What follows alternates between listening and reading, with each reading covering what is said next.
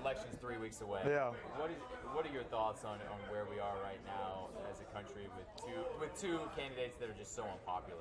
Yeah, it's very frustrating to me, Andy. I'm disappointed for the American people because let's be realistic. It's not going to have an effect upon my life who wins the presidency. Because let's be realistic. It's not going to have an effect upon my life who wins the presidency. But I feel bad for hard-working American people. But I feel bad for hard-working American people. And I've always voted Democrat my entire life. But I'm having a hard time pulling the trigger for her. She might be a wonderful person. I don't know. But there's so many negatives about her.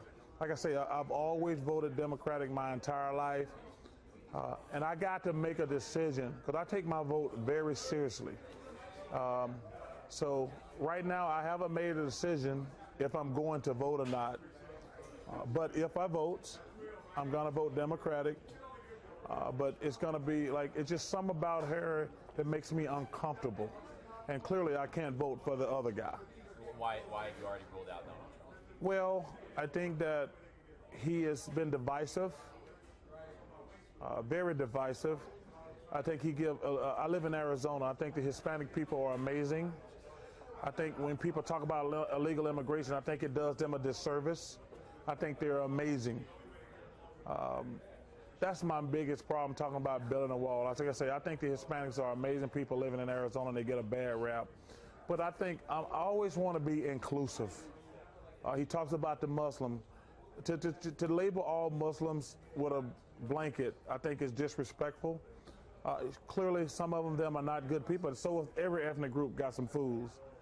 But to label all Muslims the same with a blanket as terrorists, I think that's disrespectful. That video that came out of him and Billy Bush Yeah. on that bus, he called it locker room talk. Did you ever experience talk like that in the locker room? Well, let me say this. I have a daughter, so I'm against any form of sexual harassment or sexual assault. I want to make that perfectly clear. I'm against any form of sexual assault or sexual harassment.